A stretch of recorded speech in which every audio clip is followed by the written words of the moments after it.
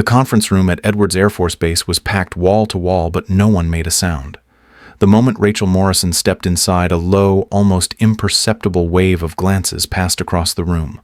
Her uniform was perfectly pressed, her posture military straight, yet something about her presence seemed to irritate everyone around her like a fly buzzing in a sealed room. Colonel James Hartley slammed a folder down onto the table, the sound echoing through the silence. His voice was sharp, designed to humiliate. He didn't bother easing into it. "Morrison, you're a liability. 10 years gone, and now you think you're going to just walk back in and play pilot. Again." Rachel stood at attention, her face unreadable, her eyes locked straight ahead, but her hands held tightly at her sides gave her away. They trembled just barely. A snort came from Lieutenant Brad Cooper, who leaned back in his chair and crossed his arms like a bored teenager. "Go back to your kitchen, lady. This ain't a playground for has-beens." A few chuckles broke out low at first, then growing bolder. Another voice, this time from behind her, called out, "What's next? Knitting class in the cockpit?" Laughter erupted. Even the two other female pilots smirked quietly, eyes dropping when Rachel looked their way. She didn't flinch. She didn't speak. Inside, though, her pulse pounded against her ribs like a war drum. Her boots felt like they were nailed to the floor. She didn't move a muscle.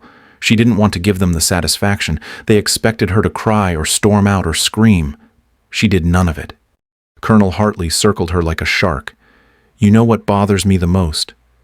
You're not even embarrassed. You should be. We run cutting-edge operations here. We don't have room for nostalgia cases." More laughter followed, louder, this time freer. No one stopped it. No one said enough. She kept her head high. What they didn't know, what none of them had bothered to research, was that Rachel Morrison had more combat flight hours than anyone in that room. She had flown missions the Pentagon still denied ever happened. She had earned wings in skies that tried to kill her every time she took off. But to them, she was just a name from the past, and a body they didn't want in their present. A young captain near the back had his phone out pretending to check messages, but his camera lens was pointed right at her. She saw the red light blinking. She saw the quiet hunger in their eyes, the anticipation of watching someone break. And still, she gave them nothing. If you had been there, standing in that room, feeling the sting of every word thrown her way, what would you have done? Would you have fought back and risked losing more? Or would you have held your ground in silence, letting your dignity speak where words would fail? Would you have stood tall in the face of laughter? Or walked out with your head still high? And most importantly, if you were her, would you have come back at all? Rachel Morrison lived in a small cabin just outside Rosamond, California, where the desert stretched for miles in every direction. Her place sat quiet among the Joshua trees, their limbs twisted like dancers frozen in time.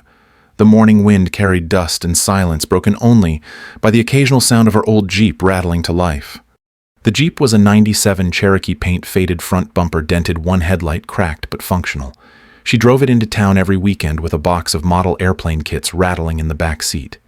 The kids at the community center knew her as Miss Rachel, the lady who brought glue balsa, wood, and stories she never told out loud. Rachel wore the same beat-up flight jacket most days. No patches, no badges, just soft leather shaped by time and use. Her jeans were always clean but worn, and her boots looked like they'd walked through more than one kind of storm. She didn't wear makeup. She didn't need to. There was something steady about her, a calm that came from being comfortable with silence and long roads. When she walked, she didn't rush. When she spoke, she chose her words carefully, like someone who knew how heavy words could get in the wrong hands. The kids never laughed when she explained how planes fly, not because it was complicated, but because she made it sound like magic that made sense. One Saturday, when a boy named Marcus asked why planes didn't fall straight down, she grabbed a napkin and drew 2 wings with arrows. She talked about lift and Bernoulli's principle using simple terms that made his eyes light up. Rachel never bragged. But if you watched her hands as she guided a kid's fingers through trimming a wing, you'd see something unusual. The precision, the muscle memory, the absolute control, like her body still remembered a life she didn't speak about. At 4 a.m. before the sun rose, Rachel would walk into her garage and uncover a mint-condition Cessna 172. She kept it tucked beneath a canvas tarp engine tuned to a purr. She didn't tell anyone where she went. She just took off into the blue-black sky before the world had time to wake up. Those flights weren't about getting anywhere. They were about the quiet. Above the clouds, the peace that came when it was just her and the wind and the instruments. She didn't need a destination. She just needed the sky. People in town thought she was a hobbyist, maybe retired military. Some whispered she'd been a test pilot or an instructor. Others said she'd just loved planes since she was a kid. No one really knew, and no one dared ask. Margaret, the elderly woman who ran the community center, once said Rachel had the eyes of someone who'd seen war but chose not to speak of it.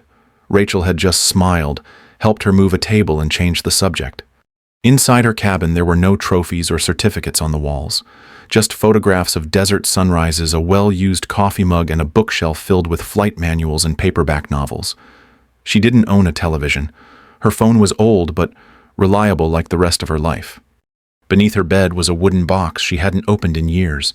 Inside were things that once meant everything: photos, letters, and a pair of silver wings. The kind they give to people who survive the kind of missions no one talks about. Rachel never brought up the Air Force. She let people believe whatever made sense to them. But every so often, when the wind shifted and the sky looked a certain way, she'd glance up like she was remembering something she hadn't said out loud in a long, long time. She didn't miss the noise or the medals. But some mornings in that moment, just before takeoff, she'd feel something deep stir inside her. Something that reminded her who she had once been and why she had walked away. Edwards Air Force Base was a city built on rules and reputation.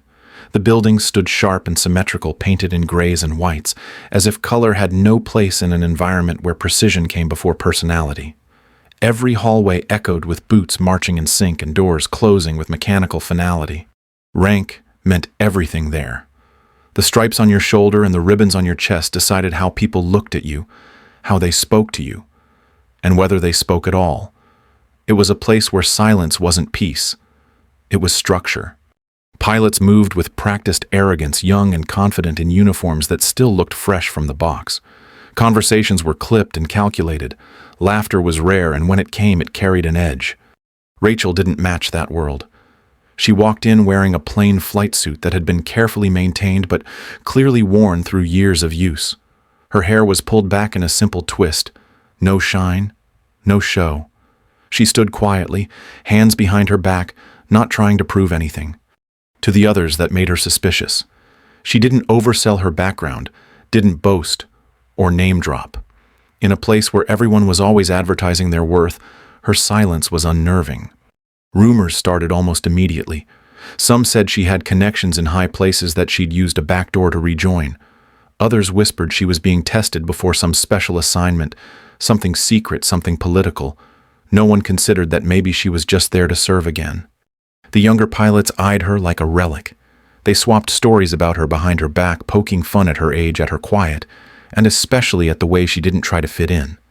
Brad Cooper, one of the squadron's golden boys, made it a habit to throw snide comments her way during briefings. No one stopped him. Even the women kept their distance. Maybe they feared being associated with her would make them targets too. Or maybe they just didn't believe she belonged. Either way, Rachel found herself eating alone, flying alone, existing outside the lines of the neat military structure. The base's leadership wasn't any better. Colonel Hartley didn't hide his disapproval. He saw Rachel as a liability, a potential embarrassment, a ghost from a past he didn't care to revisit. He kept her under scrutiny, waiting for the smallest mistake. Assignments were quietly reshuffled so that she never flew with the others. Meetings were scheduled without notice. Equipment mysteriously disappeared from her locker. She was isolated by design. Still, Rachel didn't raise her voice. She filed her paperwork. She showed up to every check-in, every test, every requirement, and she kept her eyes on the sky as if all the walls around her were just temporary. The cafeteria was the worst. Tables were always full, but no one ever made space for her. She would take her tray to the far corner, sit near the windows, and stare at the runway, watching the takeoffs, the landings, the drills, like someone remembering a life she hadn't lived in years. Every part of the base seemed built to remind her that she didn't belong, but she didn't break. She didn't bend. She just kept showing up every day like a quiet force waiting for the right wind to lift her again. 10 years earlier, Rachel had been flying combat missions over Afghanistan. The terrain was hostile, the skies worse, but she thrived where others feared to tread. She had a reputation among her unit not for flash or swagger, but for getting the job done and bringing people home. That morning the call came in about a special forces team trapped in the Hindu Kush. 12 men pinned down low on ammo, their extraction route compromised. The mission briefing said the chances of success were slim. Too many anti-aircraft weapons, too many unknowns. No one volunteered. Rachel did. She didn't hesitate. It wasn't about glory. It was about brothers in danger. It was about duty. She took her F-22 up alone, cutting through the rising heat and flak with calm hands and a locked jaw. Her radar was lit up with threats, but she kept descending. There was no backup. Just her. She dropped her payload with surgical precision, hitting enemy positions without touching the civilians in the nearby village. The sky lit up with tracer fire, but Rachel danced her Raptor through it like it was an extension of her body. She didn't think. She flew. By the time she climbed out of the canyon, the team below was moving. Still alive. Still breathing. She landed expecting a debrief, maybe a quiet thank you. Instead, she was told to report to Colonel Torres's office immediately. When she stepped inside, he wasn't angry. He was calm. Too calm. Documents were spread across his desk. Photos, reports, diagrams that didn't match anything in the briefing she'd received. Torres lit a cigar and leaned back in his chair like he'd been waiting for this moment. He said the ambush hadn't been random. He said the team had stumbled onto something they weren't supposed to see. Illegal arms transfers, dirty deals with local warlords, 20 million in weapons rerouted into the hands of the highest bidder. Rachel had ruined it by saving them, and now she was in the way. She stood frozen as he laid it all out. The operation, the cover-up, the fabricated reports that now painted her as reckless, disobedient, emotionally unstable. There were falsified audio logs, edited telemetry, witness statements that didn't exist. And then David walked in, her fiancé, her anchor, the one person she thought she could count on. His uniform looked sharp. His eyes didn't. He said he was sorry. He said he had a future to think about. Torres had promised him command of a new squadron, fast track to promotion, a real legacy. He didn't look at her when he said it. He couldn't. Rachel's heart didn't break all at once. It cracked in slow, shattering steps. First, when Torres slid a folder across the desk. It contained details about a mission flown by her sister Emma just weeks earlier.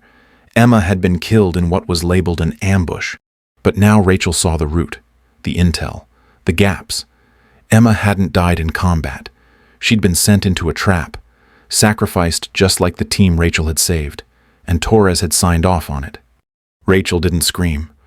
She didn't argue. She walked out of that office, went to her quarters, and sat in silence for a long time. She looked at Emma's photo. She thought about what justice would even look like. Would anyone believe her? The next morning she submitted her resignation. No explanation. No complaint. Just a line that read personal reasons and a signature that felt like cutting her own throat.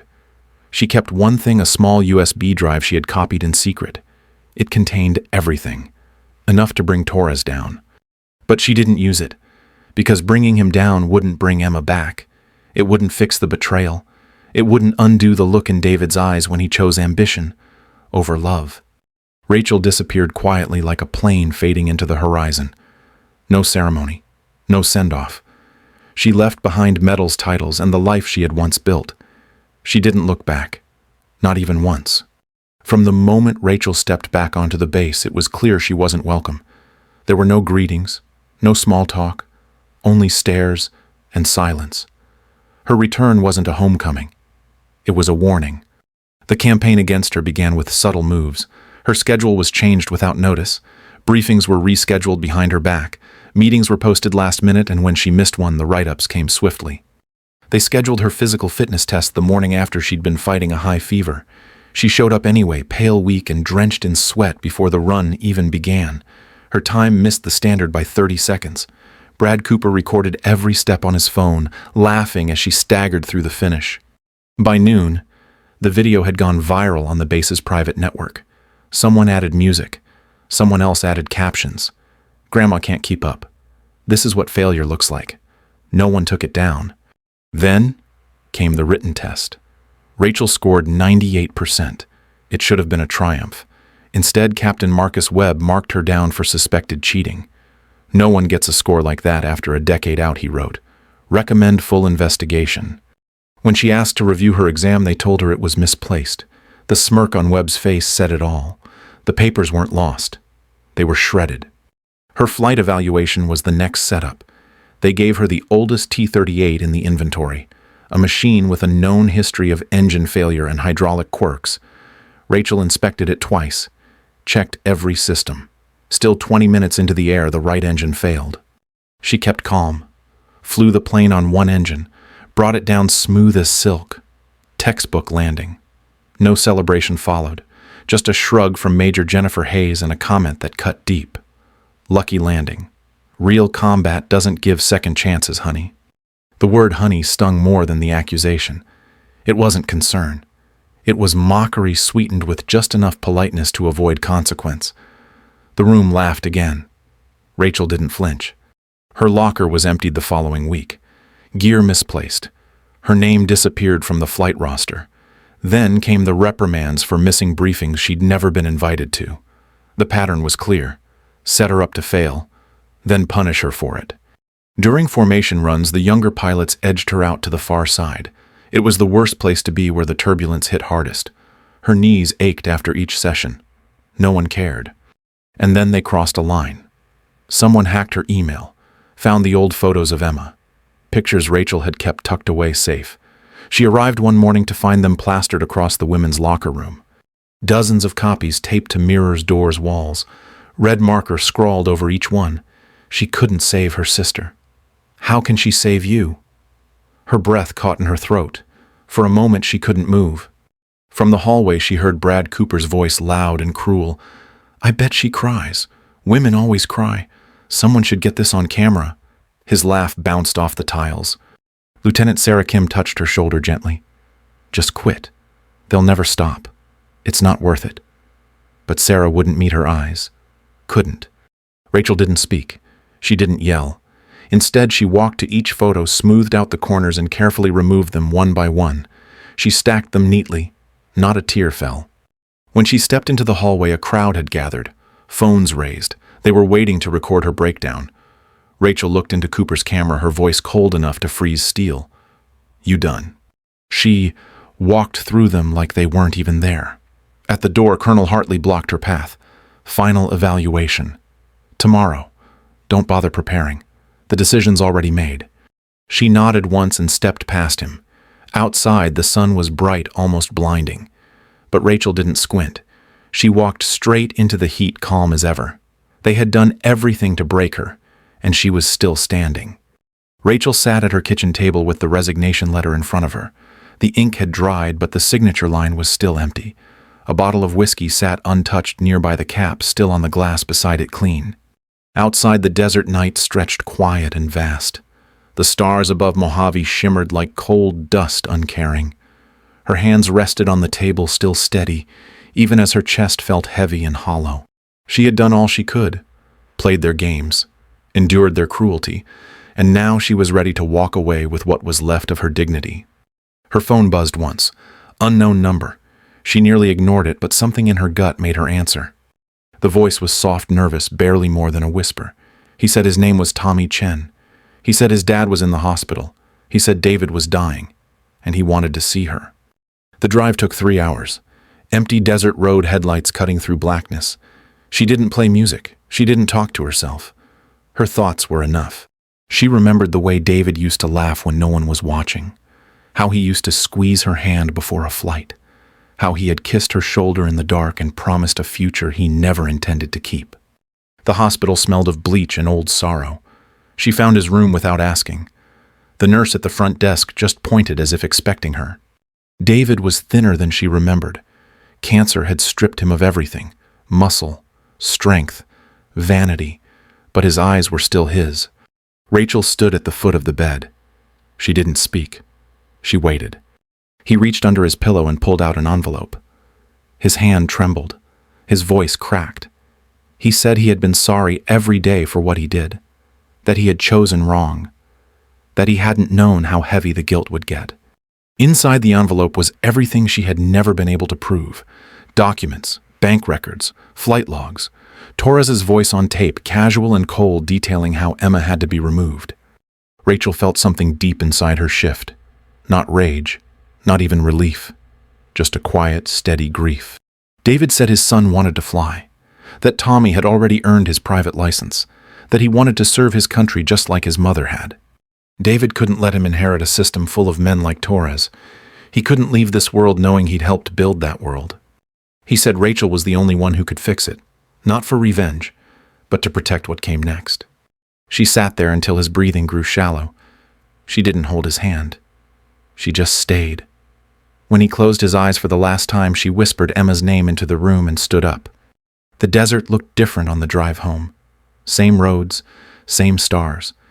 But something had changed. She rolled down the window and let the cold air sting her face. Halfway home, she pulled off at a scenic overlook, the same one where she and Emma used to watch meteor showers. She sat on the hood of her Jeep and looked up. Rachel took the resignation letter from her bag and tore it in half. Then again. She let the pieces scatter into the wind. She wasn't done. Not yet. Not with this. Not while Emma's name was still used like it meant nothing. Tomorrow she would walk into that room, not to beg, not to plead, but to remind them who she was and why she had come back. At exactly 0700, Rachel walked into the main briefing room wearing her old flight suit. The fabric was clean-pressed and familiar. For the first time in 10 years, she wore her medals. The room was packed. Every seat-filled pilots lined the walls. The big screen behind the podium displayed her face next to a long list of supposed failures, fitness shortcomings, exam irregularities, performance doubts. Colonel Hartley stood at the center pacing like a trial lawyer. He wasn't presenting facts. He was performing. He pointed to videos, fabricated notes, and testimonies twisted out of context. Rachel stood alone at the front. No chair, no table. Just her and a room ready to watch her fall. Brad Cooper smirked from the second row, arms crossed. Lieutenant Hayes leaned back, her expression smug and indifferent. No one looked at her medals. No one asked why someone with an Air Force cross needed to cheat on a written test. Hartley turned to face her, ready to deliver the final blow. Then it happened. The alarm screamed through the room like a siren cut from steel. The wall screen flickered, then shifted to a live radar feed. Unidentified aircraft. No transponder. Moving fast toward restricted airspace. Hartley barked at the operations officer. Scramble interceptors. Now! F-22s launched within minutes. Then static flooded their comms. On screen, the aircraft signatures danced erratically. Their flight paths twisted, spiraling out of control. Something was jamming their systems. Not just comms. Flight controls. Navigation. Everything digital. A tech called it EMP interference. Direct frequency disruption between 2.4 and 2.5 GHz. Targeted. Rachel stepped closer to the screen, reading the data as calmly as if she were reviewing a grocery list. She didn't ask permission. She just spoke. You need analog. No fly-by-wire. No computer relays. You need something old. Hartley laughed without humor. That doesn't exist anymore. We don't have... Rachel cut him off. Yes, you do. The T-38 you assigned me yesterday. It's original. Pure analog. I can fly it. Cooper stood up, voice rising. You couldn't even land that thing without luck. This is suicide. Rachel turned to face him. Her tone was ice. Sit down, Lieutenant. She pulled out her phone and dialed a number from memory. The speaker crackled. A voice filled the room. Ghost Eagle. This is NORAD Command. You are cleared for operational engagement. Full authority granted. Repeat, full authority. The room went still. Even Hartley stared. Ghost Eagle. The name was more myth than memory. The woman behind it had vanished years ago, and now here she was standing in the middle of his command, taking charge. General Patricia Hayes appeared on the main screen. Her voice was flat and direct. Colonel Morrison. Authentication confirmed. 39 verified air-to-air victories. Single-day record against MiG-29s, and designer of the EMP countermeasure software being tested here. Hartley's mouth opened, closed. He had nothing. Rachel didn't wait for applause or permission. She was already moving. Out the door, down the hall, toward the hangar. The base watched her go. Silent. She moved like a current, like she had never stopped. Her steps were exact, sharp, each one heavier with purpose than 1,000 briefings could ever hold. When she entered the hangar, the ground crew stood motionless. She climbed into the old trainer without waiting, flipped switches, checked gauges. It was like watching muscle memory wrapped in metal. She called into the tower, Edwards Tower, Ghost Eagle airborne in 30 seconds. She didn't wait for clearance. She didn't need it. The T-38 roared to life. Her hands never hesitated. The wheels left the ground and the earth fell away. She climbed fast, the jet fighting the altitude, but she pushed it anyway, beyond safe limits, beyond reason. In the operations room, everyone watched the radar. A tiny green blip moving against a storm of static. One dot that didn't falter. Rachel Morrison had taken flight. Not for medals, not for redemption, but because someone had to. Because there was no one else who could. The T-38 was never built for combat. It had no missiles, no countermeasures, just a pair of engines and a cockpit barely wide enough to breathe in. But under Rachel's hands it became something else entirely. She pulled the nose up hard, feeling the air grow thinner and the metal around her groan. Altitude climbed fast. The desert dropped away. The radar screen flickered, but she wasn't relying on it. She flew by instinct, by sight, by feel. Ahead in the distance she spotted it. A speck at first, black against the morning sky. The stealth drone moved like a ghost, silent and smooth, avoiding every line of tracking. It didn't need to be fast. It just needed to reach its target. Rachel adjusted course. She didn't need radar. She needed her eyes and her gut. The drone turned sharply, trying to shake her. She stayed locked in. Her engines screamed as she pushed the T-38 past what most pilots would dare. Every dial danced at the red line. Warnings blinked. She ignored them. She came in close. Too close. Just behind the drone's tail, she cut across its wake and dropped her altitude slightly. The turbulence rocked the drone. It shuddered. A small victory. She tried again. Shifted position. Slipped above it this time. Let her jet's wash buffet it hard. The drone wobbled, confused. It wasn't designed for dogfights. It was designed for clean missions. No resistance. The drone turned toward civilian airspace. Rachel didn't hesitate. She cut across its nose and drove it off course. Every turn forced it away from population centers. Every dive pulled it deeper into open desert. Sweat pooled at the base of her neck. Her body ached from the strain. The T-38 rattled with age and effort, but it held. She stayed with it. Like a sheepdog herding a wild wolf. The drone tried to climb. She chased. It dropped. She followed. Her fuel warning lit up. Still she pushed. She only needed one opening, one moment. It came in a flash. The drone lost stability again. Brief, but enough. Rachel lined up behind it. No weapons, no options left. She made a decision. With steady hands, she aimed the nose of her aircraft at the drone's wing. No hesitation. Just resolve. She pressed forward. The T-38 surged. The distance closed. The last second stretched like slow glass breaking. Then she pulled the eject handle. Her seat launched from the cockpit. The drone and the T-38 collided mid-air. Fire bloomed in a burst of smoke and torn metal. Both aircraft spiraled down toward the desert floor. Her parachute opened in silence. She drifted, watching the wreckage fall beneath her like broken stars. Dust rose in two directions. No secondary explosion, no payload released. She hit the ground hard, rolled once, then sat up. The desert was quiet again. The only sound was wind through scrub and the slow beat of her heart. Her helmet had landed a few feet away. She picked it up, sat down, and watched the sun begin to rise over the mountains. The drone lay 100 yards away, crumpled, harmless, contained. The rescue chopper arrived 10 minutes later. Pilots and medics spilled out, stunned to see her alive and upright. She waved them off, just needed a second more with the silence. She had risked everything. But she hadn't done it for medals.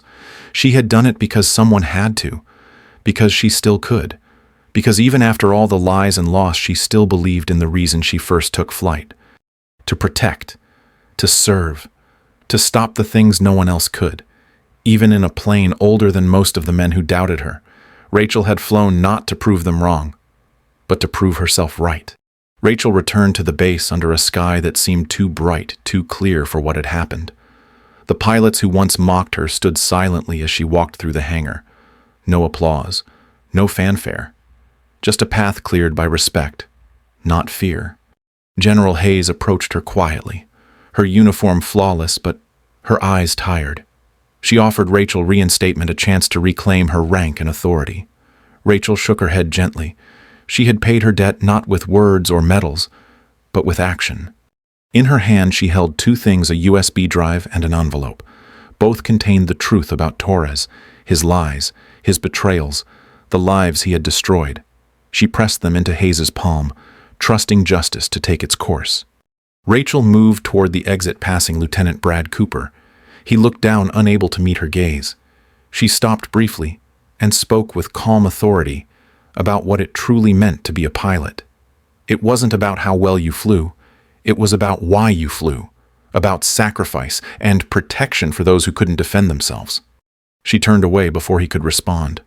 Her old Jeep was waiting, battered and reliable. The engine sputtered to life with familiar coughs and rattles. She pulled onto the road without looking back. From a distance, General Hayes watched her leave. Beside her, Lieutenant Sarah Kim finally found her voice. She wondered aloud why Rachel chose to walk away instead of staying to fight. Hayes answered softly, saying, "Some battles aren't won with power. They are won with dignity." Sarah nodded slowly, understanding that true strength was something beyond rank or medals. Rachel had reminded them all what honor really meant. As the Jeep disappeared into the horizon, the base felt different, quieter, changed. Rachel had shown them that courage is not always loud or visible. Sometimes it is the quiet choice to do what is right, even when no one is watching. Her story would live on not because of her victories in the air, but because of the dignity she carried on the ground. And that was a legacy worth more than any medal.